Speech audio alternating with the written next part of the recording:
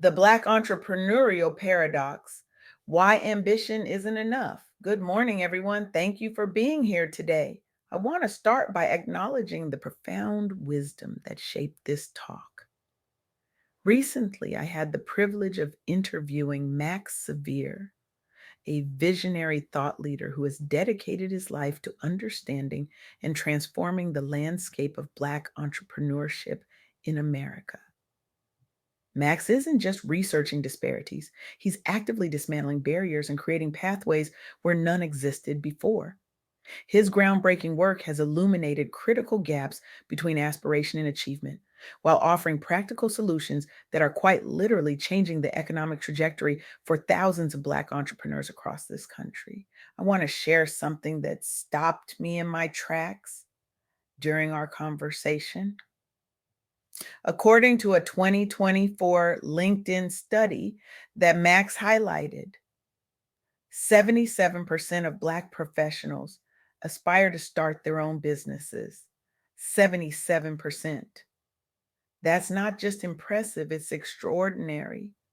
More than three-quarters of Black professionals dream of building something of their own, of creating wealth on their own terms, of establishing legacy, yet only 3% of American businesses are actually Black owned. Let that sink in for a moment. 77% with the dream, 3% living it. This isn't just a gap, it's a chasm, a devastating disconnect between aspiration and reality that demands our attention and our action. What Max Sevier helped me understand, and what I hope to convey today, is that entrepreneurship isn't the straightforward escape route from toxic corporate environments that many believe it to be. We've all heard the narratives, haven't we?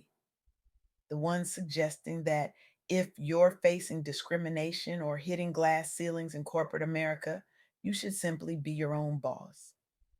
Start a business, create your own table instead of fighting for a seat at someone else's. It sounds empowering, doesn't it? Liberating, even. But Max's research reveals a far more complex reality that we rarely discuss openly. The path to entrepreneurship for Black professionals isn't just about ambition or work ethic or brilliant ideas. It's complicated by systemic barriers that persist whether you're employed by others or working for yourself. The freedom of entrepreneurship often comes with new forms of instability, continued lack of representation, and limited access to the mentors, networks, and capital that make business success possible. This insight fundamentally challenges how we typically frame conversations about professional advancement in the Black community. It's not simply a matter of choosing between corporate America or entrepreneurship. Both paths present unique obstacles that require specific strategies and support systems to overcome. As Max Sevier explained during our conversation, there are three key insights we need to understand about this entrepreneurial paradox. First, ambition alone isn't enough. The high aspirations among Black professionals don't automatically translate into business ownership. This isn't because of lack of drive or capability, but because of persistent systemic barriers like limited access to capital and mentorship. The playing field isn't level, and pretending it is only perpetuates the problem. Second, representation matters profoundly. The scarcity of visible role models in freelancing and entrepreneurship makes it harder for aspiring Black entrepreneurs to envision success. And it becomes even harder without strong networks or community support. As the saying goes, you can't be what you can't see. Third, financial literacy and resilience are absolutely essential. Building financial literacy isn't just about personal wealth, it's the foundation for sustainable entrepreneurship within the Black community. Without it, even the most brilliant business ideas can falter. Let me share some powerful stories that Max discussed, which illuminate both the challenges and the innovative solutions emerging in this space. Imagine a woman named Natalie Madeira Caulfield, who founded Walker's Legacy in Washington, D.C., specifically to empower multicultural women entrepreneurs. The women who came to her organization faced significant hurdles: lack of startup capital, insufficient mentorship opportunities tailored toward women of color, and minimal representation in mainstream entrepreneurial networks. But Natalie refused to accept these barriers as permanent. Instead, Walker's Legacy developed targeted solutions: workshops on financial literacy, business planning boot camps designed by and for women of color, and networking events featuring successful multicultural leaders who looked like them and understood their journeys. The results? Hundreds of women have launched profitable ventures. Members report increased confidence in accessing loans and investments after participating in their programs. They're not just starting businesses, they're thriving in them. What makes this story even more powerful is its inspiration.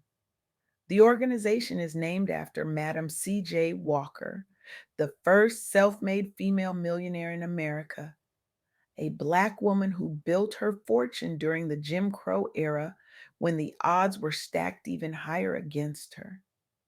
Cofield was inspired by her own experiences with exclusion in tech and business circles to create something that would open doors for others. Today, Walker's legacy has expanded nationally, formed partnerships with government agencies, and created a digital resource hub serving thousands annually. They have helped normalize images and stories of successful Black women entrepreneurs across media and influence similar initiatives nationwide. Or consider Morgan DeBon, who founded Blavity Inc. in San Francisco in 2014. Blavity began as a digital media company focused on content relevant to young Black audiences, including entrepreneurship resources. Morgan and her team encountered skepticism from investors who doubted market demand for what they dismissively called niche content led by young African Americans. They struggled initially with the funding access issues typical among minority owned startups. Their solution wasn't to give up, it was to innovate. They leveraged grassroots social media campaigns, built direct relationships with their audience before seeking major investment, and prioritized hiring diverse talent at all levels. The outcome has been extraordinary. Blavity raised millions through venture funding rounds after proving their engagement metrics and revenue potential via organic growth first. DeBon's backstory resonates with many. She left corporate America disillusioned by lackluster diversity efforts, determined instead to create an authentic platform centering voices like hers. Today, Blavity encompasses multiple brands and events, including Afrotech, the largest tech conference celebrating innovation among African Americans. Their impact extends beyond their own success. They've opened doors for other minority focused startups seeking venture capital attention while providing critical resources and community building tools. And then there's B. Dixon, who launched the Honeypot Company in Atlanta in 2014. The company produces plant based feminine care products sold nationwide at major retailers like Target, Walmart, and CVS. Dixon faced difficulty securing early stage investment due largely to race and gender bias among investors, plus skepticism around her product category's viability. Feminine hygiene was often overlooked as a serious business opportunity, especially when the founder was a Black woman.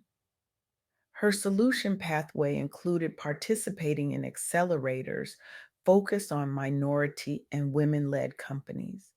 She used crowdfunding platforms and built social proof through influencer partnerships when traditional funding routes stalled out. Today, the Honeypot Company is one of the few nationally distributed wellness brands founded and owned by a Black woman with multi-million-dollar annual revenues. Dixon's journey began with her own struggle with health issues no commercial product addressed. She developed formulas out of necessity, and her story resonated widely online and in press coverage, creating a devoted customer base who saw themselves in her experience. She secured national retail distribution agreements despite initial rejections based on perceived market fit concerns. She's been recognized by Forbes as an industry disruptor. And perhaps most importantly, she's inspired greater investor interest in support programs targeting underrepresented founders across the consumer goods sector. What these stories from Max Sevier's research reveal is that success is possible, but it requires innovative approaches to overcome persistent barriers. They show us that the entrepreneurial journey for Black professionals often involves creating new pathways rather than following established ones. This brings us to a critical question. How do we close that gap between the 77% who aspire to entrepreneurship and the 3% who achieve it? Max Sevier's insights suggest several approaches that demand our attention and action. First, we must acknowledge the reality of the barriers. We can't solve problems we don't fully understand or acknowledge. The myth that entrepreneurship is simply a matter of individual effort obscures the systemic obstacles that require collective solutions. Second, we need to build stronger support ecosystems. Organizations like Walker's Legacy demonstrate the power of creating spaces specifically designed to address the unique challenges faced by Black entrepreneurs. These aren't just networking groups, they're comprehensive support systems that provide education, mentorship, access to capital, and psychological safety. Third, we must redefine success models. The traditional entrepreneurial narrative often centers on rapid scaling, venture capital, and exit strategies. But many successful Black owned businesses follow different paths, building sustainable, community centered enterprises that create generational wealth and opportunity. Fourth, representation must exist at all levels. It's not enough to celebrate the few who break through. We need to ensure that Black entrepreneurs are visible in media, in investment circles, in supplier diversity programs, and in educational settings where future entrepreneurs are being shaped.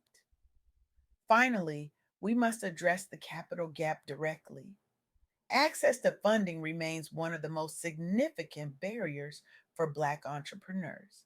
This requires innovation in financial products, changes in lending practices, and intentional investment strategies that recognize the untapped potential in underserved communities.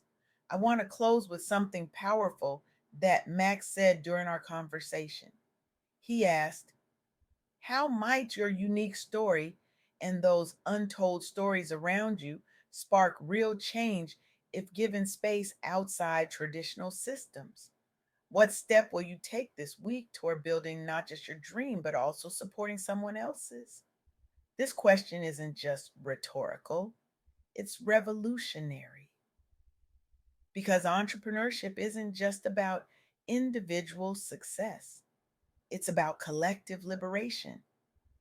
Every barrier we remove, every door we open, every hand we extend creates ripples that transform not just businesses, but entire communities. The 77% who dream deserve more than encouragement. They deserve systems that make their dreams achievable. They deserve capital that fuels their vision. They deserve mentors who understand their journey.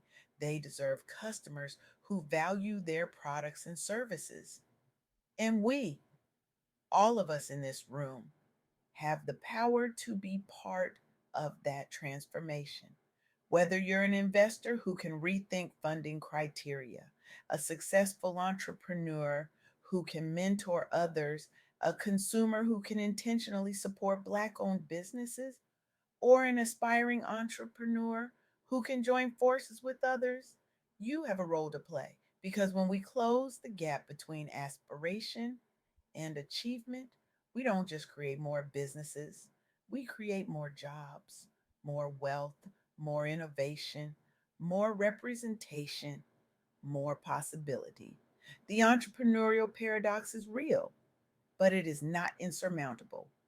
With clarity about the barriers, commitment to dismantling them, and community to support the journey, we can transform that 3% into 10%, 20%, 50%, until the numbers reflect not the limitations of our systems, but the limitless potential of our people.